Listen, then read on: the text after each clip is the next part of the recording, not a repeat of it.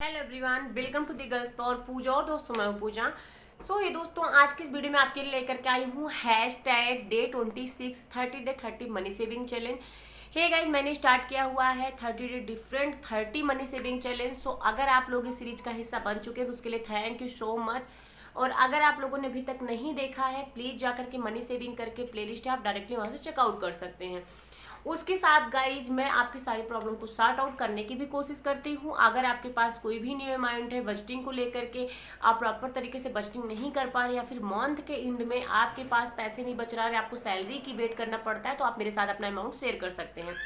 मैं अपने तरीके से अगर मुझे उतना अमाउंट मिले या फिर मैं कैसे सर्वाइव करूंगी उस अमाउंट में, इस तरीके से मैं आपके साथ आपका बजटिंग शेयर कर दूंगी। मेरे पास 3-4 अभी बजटिंग की वीडियो पेंडिंग है। नेक्स्ट वीडियो आपके टॉपिक पर है। प्लीज आप लोग ये मत बोलिएगा कि भूल गई या फिर आपने मेरी वीडियो लाई नहीं है। ये गाइस, आज की इस वीडियो में हम बात करने वाले हैं कि सिर्फ 12 महीनों में हम 15,000 रुपए कैसे बचा सकते हैं या फिर कितना हम डाल करके 15,000 रुपए बचा सकते हैं। देखो, मैं आपको अपने प्रीवियस वीडियो में बोलती भी आ रही हूँ, अभी भी आपके लिए मैं रिपीट कर रही हूँ कि हमारा माइंड बहुत ज़्यादा पावरफुल है। अगर नॉर्मल तरीके से हम इससे कोई भी बात करेंगे या फिर कुछ भी बोलेंगे तो ये नॉर्मल ले लेता है, आलस कर देता है। लेकिन जब हम इसे चैलेंज देते हैं, डायरेक्टली चैलेंज को एक्सेप्ट कर लेता है और उसको पूरा करने की कोशिश में लग जाता है। मनी सेविंग करना हमारी लाइफ का बेस्ट पार्ट होना चाहिए, बिकॉज बड़े बूढ़े हमारे कह चुके हैं कि 100 रुपये कमाना बड़ी बात नहीं है, उन 100 रुपये में 1 रुपये बचाना बहुत बड़ी बात है। आजकल की जनरेशन को क्या हो चुका है कि इनकम तो बहुत सारी कर रहे हैं वो, लेकिन सेविंग थोड़ी सी भी नहीं हो पा रही, बिकॉज यार उनके खर्चे बहुत ज़्यादा हैं। शो ऑफ करना, आईफोन हो गया, साथ ही बाइक वगैरह हो गई, जो नए नए आ रहे हैं ब्रांड वगैरह हो गया, आजकल बहुत इतना ज़्यादा ट्रेंड कर रहा है।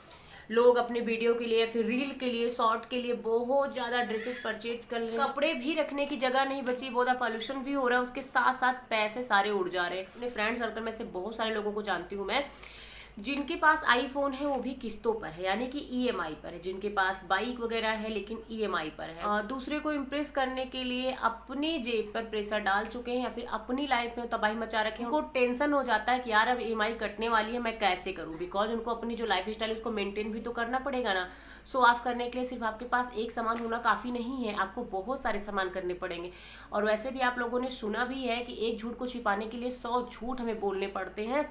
उस लाइफ स्टाइल को मेंटेन करने के लिए पता नहीं कितनी ज़्यादा कुर्बानियाँ देनी पड़ती हैं। Guys, as a money maker मैं आपको समझाना चाहती हूँ कि प्लीज़ अपने पैसों को बचाओ आप, क्योंकि आपके पास इतने पैसे होने चाहिए। अगर आप कुछ भी लेने जा रहे हो तो उसको 2 बार आप ले लो बिना सोचे समझे। यानी कि अगर आप 1 लाख का कुछ भी लेने जा रहे हो, उसके लिए आप सेविंग कर रहे हो, तो आप बिना सोचे उसे 2 बार ले लो, आपको टेंशन ना हो। यानी कि आपके बैंक अकाउंट में 8 से 10 लाख रुपए रहे, ताकि आप 1-1 लाख वाला 2 बार प्रोडक्ट ले सकते हो। ठीक है, ये तो है एज एग्जाम्पल, लेकिन आपको इससे भी ज़्यादा अपने बैंक अकाउंट में बैलेंस रखने चाहिए। बिकॉज यार आजकल महंगाई बहुत ज़्यादा बढ़ जा रही है, इतना ज़्यादा इंक्रीज हो रही है महंगाई, जितना कि हमारी सैलरी नहीं इंक्रीज हो रही है, इतना हमारा इंटरेस्ट इंक्रीज नहीं हो रहा है, जितनी हमारे खर्चे इंक्रीज हो रहे हैं, महंगाई इंक्रीज हो रही है। इसको काबू करने के लिए आपको सेविंग करनी पड़ेगी और मनी सेविंग बेस्ट ऑप्शन है।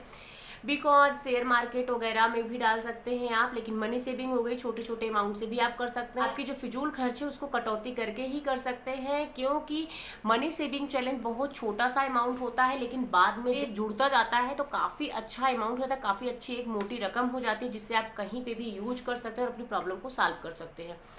गाइज, आज की इस वीडियो में मैंने हेल्प ली हुई है पेन और डायरी की। आप लोग भी पेन और डायरी की हेल्प ले सक करके नोट डाउन कर सकते हैं। बहुत ईजी हो जाता है पैसों को मेंटेन करना। साथ ही हमारा जो नंबर रहता है उसको हम बोलते नहीं है, एक पजल लगता है, हम डायरेक्टली उसको पूरा कर लेते हैं कि हाँ, एक हमारे अंदर क्यूरियोसिटी रहती है कि डायरेक्टली हमें इसे पूरा करना है, कब हम इसको पूरा कर पाएंगे। इसलिए आप लोग भी पेन और डायरी की हेल्प। चलिए देखते हैं वीडियो, कैसे हमें नोट डाउन करना है, कैसे हमें पैसों को ऐड करना है, बचाए गए पैसों को हमें कहाँ पे इन्वेस्ट करना है, जिससे कि उसमें थोड़ा सा इंटरेस्ट इंक्रीज हो जाए। कुछ इस तरीके से नोट डाउन कर लिया है। Day 26 15,000 इन 12 मंथ सेविंग चैलेंज। और इस तरीके से मैंने यहाँ पर मंथ नोट डाउन कर लिया है, साथ ही यहाँ पर अमाउंट है और बैलेंस है। तो हम यहाँ पर बचाने वाले हैं 1250 रुपये, और इस तरीके से हम बैलेंस यहाँ पर करते जाएंगे। फर्स्ट मंथ हमने बचाया 1250 रुपये, हम इसको टिक कर देंगे। साथ ही सेकंड मंथ हमने बचाया 1250 रुपये, तो हमारे पास हो जाता है बैलेंस है 2500 रुपये। थर्ड मंथ 1250 रुपये जब आप ऐड करोगे आपके पास हो जाएगा 3750 रुपये। साथ ही फोर्थ मंथ जब आप इसमें ऐड करोगे तो आपके पास हो जाएगा 5000 रुपीज़, यानी 5000 रुपये।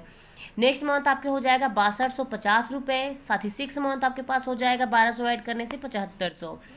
फिर 7वें मंथ जब यानी कि 7 महीने में आप ऐड करते हो, उसके बाद आपके पास हो जाता है 8750 रुपये। 8वें महीने में 1250 रुपये ऐड करने से आपके पास 10,000 अमाउंट हो जाता है।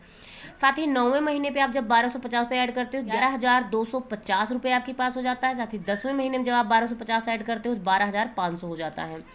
साथ ही 11वें महीने में 1250 ऐड करने से 13,775 हो जाता है। साथ ही 12 महीने में जो कि लास्ट वाला मंथ है उसमें 1250 ऐड करने से आपके पास 15,000 हो जाता है।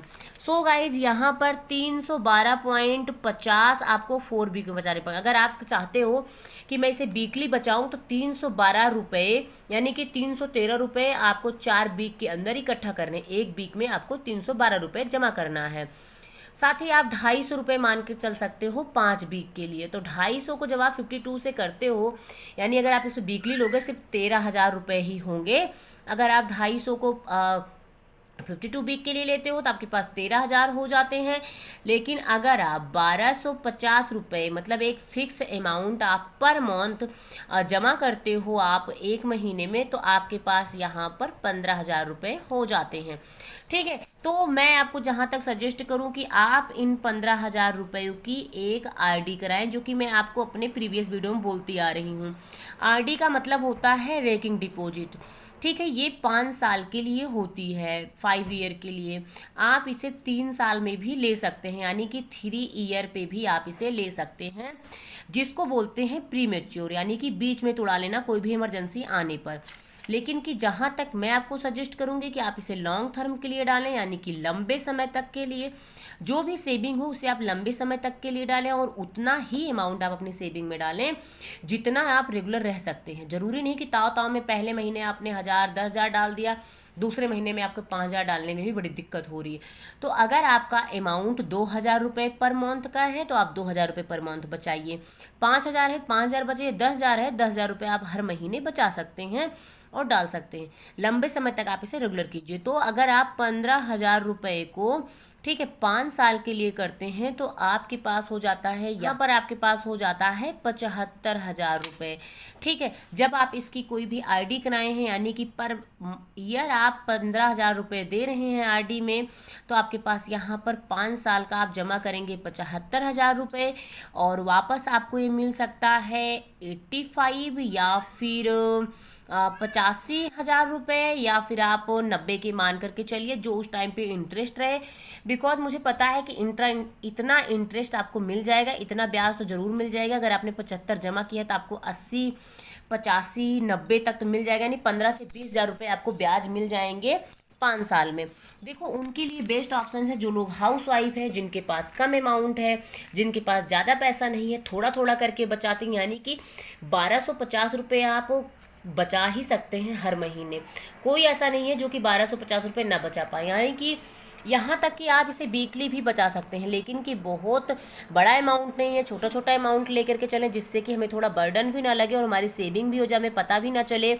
अगर आपको हर महीने 6 से 8,000 रुपये मिल रहे हैं ठीक है घर खर्च के लिए, तो आप 1250 रुपये उसमें निकाल करके साइड में रख दीजिए, बाकी का आप घर खर्च चलाइए।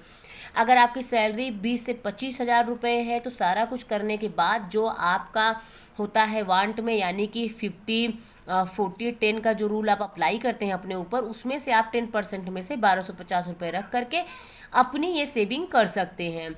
और मैं आपको सजेस्ट करूंगी कि आप आरडी में ही डालें। और आप लोग कमेंट सेक्शन में मुझे ज़रूर बताइएगा कि कौन कौन मेरे कहने से आरडी में अपने पैसे इन्वेस्ट कर रहा है या फिर कर दिया है। सो हे गाइस, जैसा कि आप लोगों ने देखा सिर्फ 1250 रुपये बचा करके आप लोग भी 15,000 रुपये जोड़ सकते हैं। और जो लोग हाउस वाइफ हैं उनका कहना ये रहता है कि मुझे पर मंथ मिलता है मेरे पर्सनल खर्च के लिए, तो मैं उसमें से कैसे बचत करूँ, फिर कितना बजट बनाऊँ। यार पैसे आपको मिलते हैं, आपको हमेशा कोशिश करते रहना चाहिए सेविंग करने की। देखो मैं आपको सजेस्ट करना चाहती हूँ कि अगर आपके हस्बैंड आपको पर मंथ कुछ भी देते हैं आपके पर्सनल खर्च के लिए फिर आपके घर खर्च के लिए, तो आप एक समूह करके होता है, यानी कि कमेटी भी उसे बोलते हैं, आप कमेटी में अपने पैसे डाल सकती हैं। 10 से 12 औरतें मिल करके उसको चलाती हैं, 15 से 20 भी हो जाती हैं, जिसे आप किट्टी पार्टी बोलते हो एक आसान भाषा में। लेकिन कि कमेटी ज़्यादा अच्छा ऑप्शन है, उसमें 12 बंदे या फिर 10 बंदे मिल करके एक अमाउंट फिक्स कर लेते हैं कि मुझे 1 लाख या फिर 10 लाख या फिर 10,000 या फिर 12,000 या फिर 50,000 60,000 की कमेटी डालनी है। मतलब सब बंदों के डिसाइड हो जाता है इतने साल की या फिर इतने महीने की कमेटी रहेगी, 1 साल के अंदर इतने की आपकी कमेटी डलेगी, आपको इतनी किस्त देनी पड़ेगी और कब आप उठा सकते हैं। जैसे कि एज एग्जाम्पल आपने एक कमेटी डाल दी है 24,000 रुपये की, ठीक है, उसमें 12 बंदे हैं, हर एक बंदे का 2,000 रुपये आने वाला है। तो आपको 12 महीने रेगुलर उसमें 2,000 रुपये देने हैं, यानी कि जनवरी में 2,000 रुपये, फरवरी में 2,000 रुपये, दिसंबर में 2,000 रुपये, साल के एंड में आपके पास 24,000 रुपये हो जाएंगे। लेकिन अगर आप वही पैसा अपने पास रखेंगे तो वो आपका पैसा नहीं जमा हो पाएगा उतना, लेकिन आप धीरे धीरे करके उसमें हर महीने देते जाएंगे। और जैसे अगर आपको जरूरत पड़ गई तीसरे महीने में, यानी कि मार्च में अगर आपको नीडेड पड़ गई, तो आप डायरेक्टली अपने 24,000 रुपये ले सकते हैं, क्योंकि उसमें 12 बंदे मिल करके डालते हैं तो 12 लोगों का अमाउंट रहता है, हर महीने 24,000 रुपये हो ही जाता है। तो आप उस 24,000 रुपये को तीसरे महीने में ले सकते हैं, चौथे महीने में ले सकते हैं अपने कमेटी मेंबर से बात करके। तो ये तो हो गई कमेटी। और ज़्यादातर पंजाब, हरियाणा और हिमाचल में जो भी मतलब लोकल एरिया है वहाँ पर ज़्यादातर लोग कमेटी ही डालते हैं। जो छोटे मोटे बिजनेस वगैरह हो जाते हैं, बिजनेसमैन होते हैं, वो कमेटी डाल करके ही अपना काम निकालते हैं। कमेटी से क्या होता है, काफ़ी अच्छा अमाउंट आ जाता है, उस अमाउंट को आप इकट्ठे डाल देते हो, कहीं पे इन्वेस्ट कर देते हो और धीरे धीरे करके आप उसको पे करते रहते हो। देखो, मैं आपको सजेस्ट करूँगी, अगर आप कहीं पे भी कमेटी डालते हो, किसी बंदे के पास आप कमेटी डालते हो, तो ट्रस्टेड बंदे के पास ही आप कमेटी डालो। इस इधर उधर या फिर फालतू बंदे के पास आप कमेटी मत डालो। कोई नया बंदा आया तो उसके पास आप कमेटी मत डालो। इससे क्या होगा, आपके पैसे डूब भी सकते हैं, वो लेके जा भी सकता है, फिर जा भी सकती है। साथ ही रही बात आरडी की, तो आरडी में पैसे आपके सेफ रहेंगे। ये पोस्ट ऑफिस की काफ़ी ज़्यादा सेफेस्ट स्कीम है। आप इसमें डायरेक्टली पोस्ट ऑफिस जाकर के करवा सकते हैं। तो इससे क्या रहेगा, अगर आप किसी एजेंट के थ्रू नहीं करवाएंगे, पर मंथ जाकर के खुद ही पे करना पड़ेगा। अगर आप इसे किसी एजेंट के द्वारा कराती हैं तो आपको इंटरेस्ट उतना ही मिलेगा जो बैंक में मिलता है। पे आपको उतना ही करना पड़ेगा जो आप बैंक में जाकर के करेंगे। बस इसमें क्या बेनिफिट है, जिस एजेंट के थ्रू आप कराते हैं उसको थोड़ा सा अच्छा खासा बेनिफिट हो जाता है, या फिर उसको थोड़ा सा प्रॉफिट हो जाता है, तो उसका भी भला होता है और आपके घर पे आकर के ले जाता है तो आपका भी होता है, आपका टाइम बचता है, आपका जाने आने का ट्रेवल का वो बच जाता है। साथ ही साथ आप पैसे इकट्ठे दे देते हो, उसको कोई टेंशन नहीं रहती है और उसको भी थोड़ा सा प्रॉफिट हो जाता है। तो आप इस तरीके से भी करा सकते हैं। और आपको हमेशा अपने जो पैसे हैं उनको लॉन्ग टर्म सोच करके ही सेविंग करनी है। ये नहीं कि मैं आपको बोल दी भाई 10,000 बचा लो, 20,000 बचा लो, तो आपने उसको देख करके डायरेक्टली उसमें टूट पड़े, बस मुझे बचाना ही है, चाहे आपकी इनकम ही 20,000 हो या 25,000 हो। देखो, आपको अपने हिसाब से सेविंग करनी है। अगर आपकी इनकम काफ़ी कम है तो आप थोड़ा कम वाला मनी सेविंग चैलेंज लें। अगर आपकी इनकम काफ़ी अच्छी खासी है तो आप बजटिंग करने के बाद अपने पैसों को किसी भी सेफेस्ट जो स्कीम होती है उसमें आप डाल दें। LIC वगैरह हो गई, साथ ही साथ अगर आपकी बेटियां हैं सुकन्या वगैरह हो गई, PLI हो गई, बहुत सारी ऐसी स्कीमें हैं, PPF हो गई, ठीक है। उसके साथ आपको, अगर आप बैंक में जाएंगे यार तो आपको इतनी स्कीमें बताएंगे जितना कि नाम भी नहीं पता है मुझे, यानी कि मैं भूल जाती हूँ बार बार, और इतनी सारी स्कीमें, पर मंथ एक नई स्कीम आ जाती है। जब आप नेक्स्ट टाइम विजिट करोगे बैंक में तो फिर से बोलेंगे इस स्कीम में डालो, इस आपको इतना पैसा मिलेगा। तो आप बैंक में ही इन्वेस्ट करें सेफेस्ट जगह पर और लॉन्ग टर्म के लिए, ठीक है, जिससे कि आपके पैसे काफ़ी ज़्यादा इंक्रीज हो जाएं। बाद का टाइम जो आने वाला है, यानी कि जब आप रिटायरमेंट लेने वाले हैं, उसके लिए आपको सोचना ना पड़े, काफ़ी अच्छा इंटरेस्ट है। बिकॉज अगर अभी इतनी ज़्यादा महंगाई है, आने वाले समय में महंगाई जिसकी 10-12 गुना हो जाएगी। तो अभी तो हम अभी का सोच करके बचा रहे हैं। जैसे हमें लग रहा है कि भाई मेरा महीने का खर्च मेरे घर का 50,000 रुपये है पर मंथ, और मैं 50,000 की ही सेविंग कर लिया हूँ, 2-3 महीने में इकट्ठा करके मैंने 50,000 बचा लिया। कोई बात नहीं, मेरा इमरजेंसी फंड है, मैं 50,000 रुपये 50,000 करके बचा ले रहा हूँ। और हम ये सोच के बैठे हैं कि 30 से 40 साल के बाद हमें इतना खर्च काम आ जाएगा। लेकिन आप थोड़ा सोचो कि जो अभी महंगाई है, अगर इसी तरीके से महंगाई बढ़ती रही तो 30 या 40 साल बाद कितनी महंगाई हो जाएगी। फिर आने वाले टाइम में हमारे बच्चों के जब फ्यूचर स्टार्ट होगा, हमारे बच्चों के एज ग्रुप में कितनी ज़्यादा महंगाई हो जाएगी। वो जब यंगेस्ट होंगे तो वो स्टडी वगैरह के हैं, उनकी फ़ी वगैरह भी काफ़ी ज़्यादा इंक्रीज हो जाएगी, महंगाई वगैरह बहुत ज़्यादा इंक्रीज हो जाएगी, EMI बहुत ज़्यादा बढ़ जाएगी, बिल्स वगैरह बहुत ज़्यादा इंक्रीज हो जाएंगे, गोल्ड प्राइस हो गया, साथ ही बहुत सारे चीज़ों के रेट बढ़ने वाले हैं। तो आपको आने वाली महंगाई के लिए भी सोचना है, साथ ही उसके हिसाब से आपको सेविंग करनी है। सो हे गाइज, कुछ इस तरीके थी मेरी आज की वीडियो। होपफुली एक ना एक टिप्स आपकी ज़रूर काम आई होगी। तो वीडियो को लाइक करें। साथ ही गाइज, अगर आप लोग चैनल पे न्यू हैं और आज आप मुझे पहली बार देख रहे हैं, प्लीज़ मेरे चैनल को सब्सक्राइब करें, जो कि बिल्कुल फ्री, आपको कुछ नहीं पे करना पड़ता है, बट मेरे लिए बहुत ज़्यादा मायने रखता है आपका एक सब्सक्राइब। आपके एक सब्सक्राइब से मुझे काफ़ी ज़्यादा खुशी मिलती है, ऐसा लगता है यार एक फैमिली मेंबर और बढ़ गया है। साथ ही नोटिफिकेशन बेल को भी हिट करें, जिससे कि सारी वीडियो की नोटिफिकेशन आप तक टाइम मिलती रहे और आप लोग अपडेटेड रहें। सो गाइस, मिलती हूँ next amazing money saving video के साथ, next amazing other money saving challenge के साथ, नेक्स्ट अमेजिंग अदर वीडियो के साथ। तब तक के लिए bye bye, take care, thank you so much, love you all, bye.